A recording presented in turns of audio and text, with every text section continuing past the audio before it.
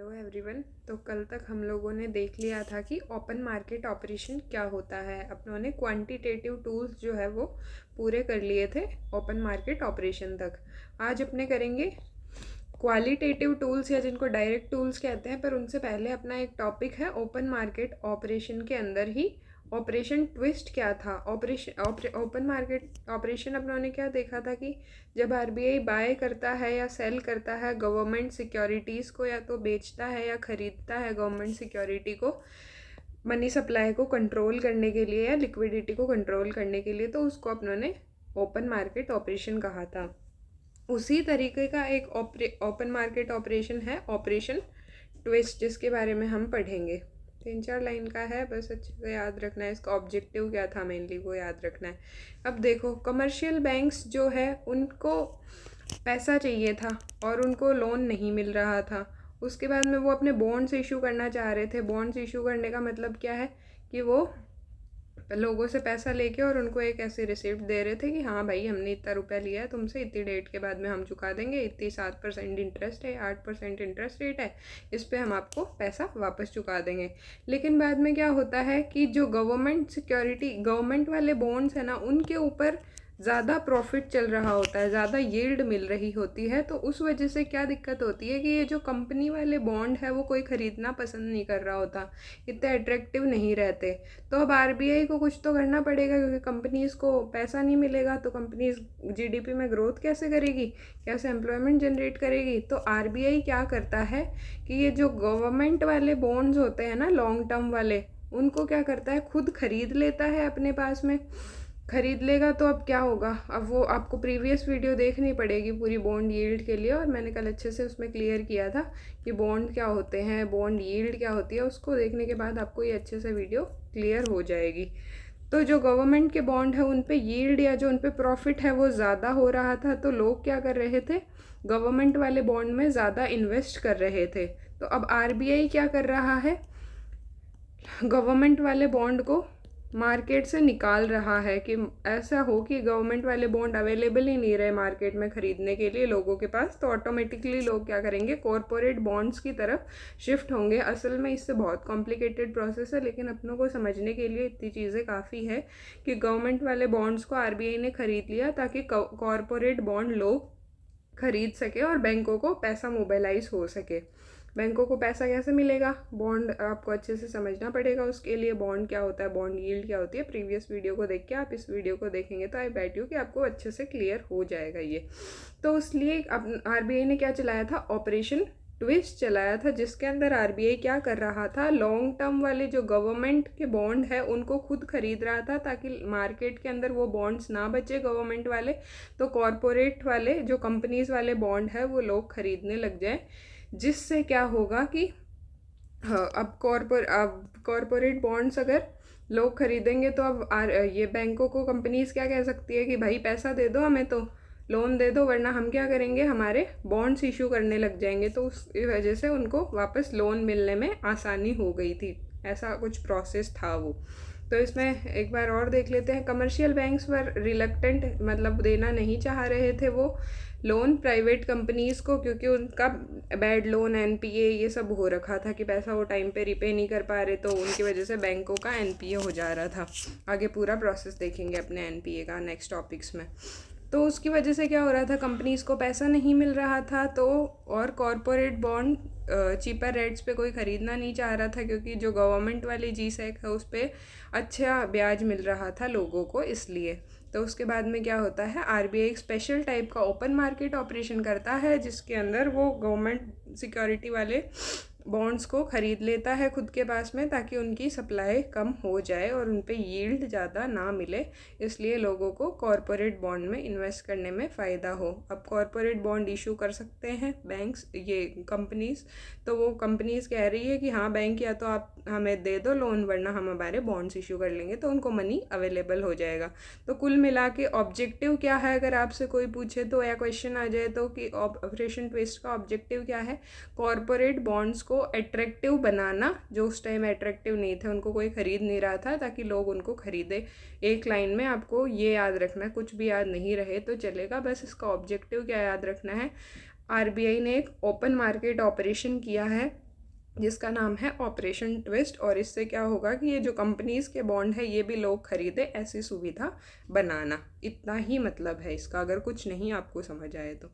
उसके बाद में है क्वालिटेटिव टूल्स। क्वांटिटेटिव टूल अपनों ने देख लिए थे सारे, CRR, SLR, repo rate, MSF, STF सारे अपने समझ के आए हैं। डिस्क्रिप्शन में लिंक अटैच है, आप जाके देख सकते हैं। अब क्वालिटेटिव टूल्स, अब क्वान्टिटेटिव टूल्स तो अपने क्या थे, किस लिए थे, वॉल्यूम ऑफ लोन्स को मेज़र करने के लिए कि इकोनॉमी में या कंट्री में कितने लोन दिए हुए हैं, टोटल अमाउंट ऑफ लोन कितना दिया हुआ है, कि 20 करोड़ का दिया, 50 करोड़ का दिया, ऐसा मेज़र कर रहे थे जो क्वांटिटेटिव टूल्स थे वो अपने। और क्वालिटेटिव टूल्स अपने क्या मेज़र करेंगे, डिस्ट्रीब्यूशन ऑफ लोन, कि किस कैटेगरी के आदमी को कितना लोन दिया है, फार्मर्स को कितना लोन दिया है, MSMEs को कितना लोन दिया है, ये सारे अपने देखेंगे। क्वालिटेटिव टूल्स जो है वो इसको मेज़र करते हैं। आगे अपना आएगा प्रायोरिटी सेक्टर लैंडिंग, उसमें अपनों को ये सब क्लियर हो जाएगा। क्वालिटेटिव टूल को अपने सेलेक्टिव भी बोलते हैं, क्योंकि ये स्पेसिफिक सेक्टर्स को टारगेट करते हैं, स्पेसिफिक पब्लिक को टारगेट करेंगे, पुअर पीपल को, इनको भी। और डायरेक्ट टूल्स होते हैं, मतलब ये डायरेक्टली RBI करता है।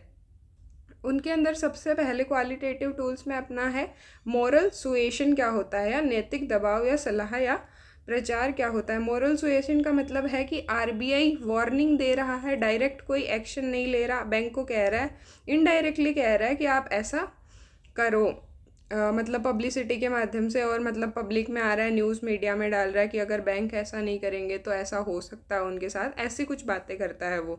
डायरेक्टली बैंकों को नहीं कह रहा है, डायरेक्टली बैंकों पे बैन वगैरह, ये सब लाइसेंस लेने वाला काम वापस उनसे, या फिर फ़ाइन लगा दिया, ये सारी चीज़ें डायरेक्टली नहीं कर रहा है मोरल सुएशन में। फिर दूसरा आता है डायरेक्ट एक्शन। इसके अंदर क्या करता है, RBI पनिश कर सकता है किसी भी बैंक को, उस पर फ़ाइन लगा सकता है, पेनल्टी लगा सकता है। कौन कौन से एक्ट के तहत RBI के पास पावर है, RBI act, banking regulation act, payment and settlement act, PMLA act के अंदर भी पावर है, याद रखना, और FEMA के अंदर भी पावर है RBI के पास कि वो इन पे लगा सकता है लाइसेंस का, लाइसेंस वापस लेने का या पेनल्टी का, कुछ भी। तो ये दोनों है अपने क्वालिटेटिव टूल्स में कि RBI डायरेक्ट एक्शन ले रहा है उन पे।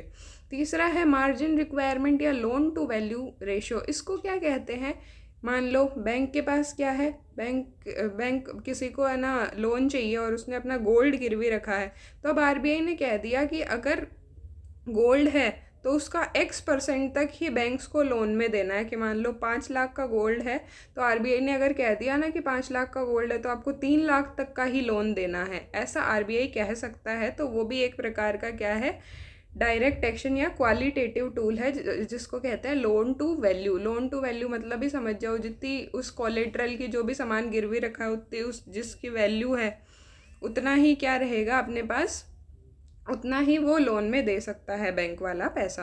Can't land more than X% of the value of collateral, collateral के X% से ज़्यादा लोन में नहीं दे सकता। ऐसा RBI बैंक को कह सकता है कि भाई आप इतना ही दोगे।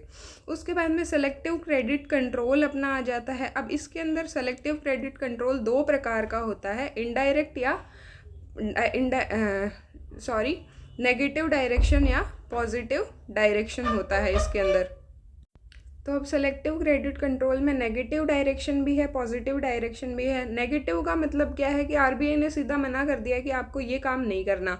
अब ऊपर वाले में लोन टू वैल्यू में तो क्या कहा था, जो आपको सामान गिरवी रखा उसके X% से ज़्यादा लोन नहीं देना, कि सामान 5 लाख का है कि 2 लाख से ज़्यादा लोन नहीं देना। और नेगेटिव के अंदर तो सीधा ही कह दिया कि भाई इस कैटेगरी में इतने से ज़्यादा लोन नहीं देना। एजुकेशन है तो 7 लाख से ज़्यादा आप लोन में दोगे ही नहीं, तो लोन में देने को मना ही कर दिया इतनी, इस कैटेगरी में इतना, तो उसको कह दिया नेगेटिव है, हो गया वो एक तरीके से कि आप सीधा ही मना कर दे रहे हो उसका, ना कोई कोलेट्रल देख रहे ना कुछ और। इस कैटेगरी में एजुकेशन में इतना देना है, फार्मिंग में इतना देना है, इससे ज़्यादा नहीं देना, सीधा आपने कह दिया। तो वो हो जाएगा अपना सेलेक्टिव क्रेडिट कंट्रोल में नेगेटिव डायरेक्शन। और वहीं पॉजिटिव डायरेक्शन क्या होगा, कंज्यूमर क्रेडिट कंट्रोल होता है। कंज्यूमर क्रेडिट कंट्रोल का मतलब है जो अपनी ये EMIs वगैरह होती है ना, कि कार ले ली, डाउन पेमेंट कर दो आप सिर्फ 50,000 का, 10 लाख की गाड़ी है तो बाकी 9,50,000 आप किस्तों में दे देना। तो अब देखो इसका क्या फ़ायदा है कि अगर इकोनॉमी के अंदर रिसेशन चल रही है, मंदी चल रही है और पैसा नहीं है, लोग गाड़ी कम खरीद रहे हैं, तो अब इसके अंदर क्या कर सकते हैं, सीधा बैंक ये ऑफ़र कर सकता है ना, जब उधर सिस्टम में कंजप्शन नहीं हो रहा है या कम हो रहा है बहुत ही, मनी सप्लाई कम है, तो अब बैंक कह सकता है कि ठीक है भाई, मैं आपको सिर्फ 20 रुपये आप जमा करा दो और आपके 10 लाख की गाड़ी 20,000 रुपये जमा करा दो डाउन पेमेंट, बाकी किस्तें भरते रहना। तो अपने सोचेंगे यार 20,000 रुपये तो देने हैं, बाकी अपने किस्तों में भरते रहेंगे। तो ऐसा करके बिक्री को बढ़ा सकता है जब मंदी चल रही हो मार्केट में। और वहीं अपने देखें कि जब है ना बहुत ज़्यादा पैसा हो मार्केट में, महंगाई चल रही हो, तो बैंक क्या कर सकता है, उन किस्तों को कम कर सकता है कि भाई आपको 10 लाख की गाड़ी है तो 8 नहीं 5 लाख मान लो कि डाउन पेमेंट करनी पड़ेगी, और 5 लाख की हम तो किस्तें बांध देंगे, फिर गाड़ी कौन खरीदेगा। तो कंजप्शन अच्छा पहले से है तो ऐसा कर सकता है, या महंगाई है तो ऐसा कर सकता है। तो इसको कहते हैं कंज्यूमर क्रेडिट कंट्रोल। जब ईएमआई को कम ज़्यादा करते हैं ना महंगाई के हिसाब से या फिर मंदी चल रही हो उस हिसाब से, तो उसको कहते हैं कंज्यूमर क्रेडिट कंट्रोल। उसके बाद में ये नेगेटिव डायरेक्शन वाले के अंदर 1960s के अंदर ये क्रेडिट अथराइजेशन स्कीम आई थी। तो इसके अंदर क्या था, obtain permission if loans more than, इसमें कहा था कि आरबीआई ने कहा था बैंकों को कि आपसे कोई 1 करोड़ से ज़्यादा का लोन ले रहा है तो आपको पहले मुझसे परमिशन लेनी पड़ेगी। तो यही सब था अपना क्वालिटेटिव टूल्स के अंदर। कल अपने देखेंगे प्रायोरिटी सेक्टर लैंडिंग नॉर्म्स क्या है, इसी का पार्ट रहेंगे वो पॉजिटिव डायरेक्शन का सेलेक्टिव क्रेडिट कंट्रोल में। वीडियो ज़्यादा लंबी हो जाएगी तो अपने ये प्रायोरिटी सेक्टर लैंडिंग नॉर्म्स वगैरह कल देखेंगे। वो क्वालिटेटिव टूल्स का लास्ट पार्ट यही है। इसके बाद में अपने और नेक्स्ट टॉपिक स्टार्ट करेंगे। अगर आपको वीडियो अच्छी लगी हो तो आप लाइक कर सकते हैं, चैनल को सब्सक्राइब कर सकते हैं, बेल आइकन को हिट कर सकते हैं। और अगर आपको वीडियो अच्छी लगी और आपने देख लिया है यहाँ तक तो thank you so much for watching my video. Thank you.